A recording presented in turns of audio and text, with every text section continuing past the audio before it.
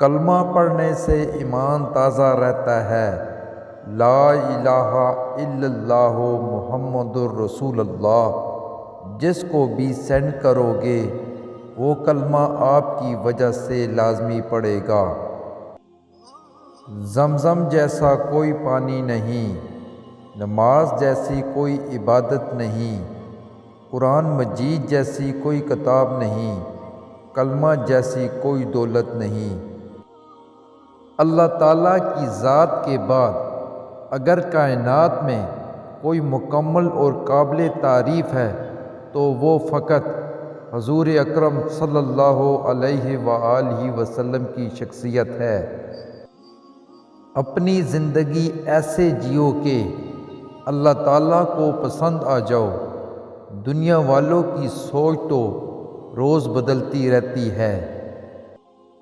نام میں نے جب محمد مصطفیٰ صلی اللہ علیہ وآلہ وسلم کا لے لیا، میرے لب نے میرے لب کا بڑھ کے بوسہ لے لیا۔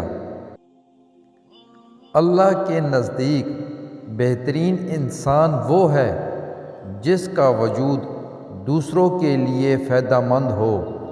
اللہ تعالیٰ ہمیں لوگوں میں آسانیاں پیدا کرنے کا شرف بخشے، آمین ثم آمین۔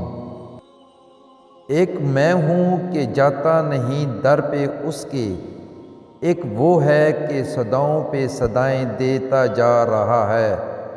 ایک میں ہوں کہ کتراتا نہیں گناہوں سے، ایک وہ ہے کہ بے حساب دیے جا رہا ہے۔ نماز کی طرف میرے قدم اپنے آپ اٹھ گئے، اپنی عمر کے لوگوں کو جب میں نے مرتے دیکھا۔ ہم جتنا مردے کو کندھا دینے کو افضل سمجھتے ہیں، اتنا کسی زندہ کو سہارا دینا سمجھ لیں تو ہزاروں انسانوں کے حالات ٹھیک ہو جائیں۔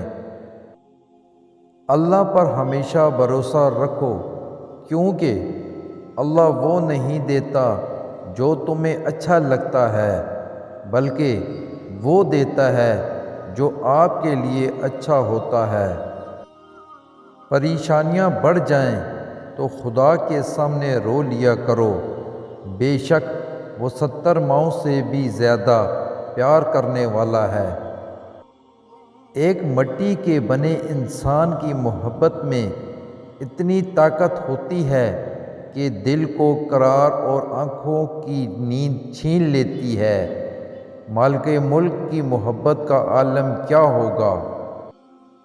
دن کا ہر لمحہ نبی کریم صلی اللہ علیہ وآلہ وسلم کی یاد میں گزاریں، اور جب رات کو آنکھ لگے تو خواب میں دیدار مصطفیٰ صلی اللہ علیہ وآلہ وسلم ہو جائے۔ بندہ 100 بار گناہ کر کے معافی مانگے تو وہ 100 بار معاف کر دیتا ہے۔ وہ کریم ہے، وہ 70 ماؤں سے زیادہ پیار کرتا ہے۔ بندے اس کی دہلیز پہ توبہ کرتے ہیں، معافی مانگتے ہیں، وہ یہ نہیں دیکھتا کہ اس نے گناہ کتنے کیے ہیں۔ نیت نہیں صاف تو برکت کہاں سے آئے گی؟ جمعے کی نماز سے جنت تھوڑی مل جائے گی۔ میں نے اپنی اوقات کو بہت غور سے دیکھا تو پتہ چلا کہ چند سانسیں ہیں وہ بھی رب العزت کی محتاج ہیں۔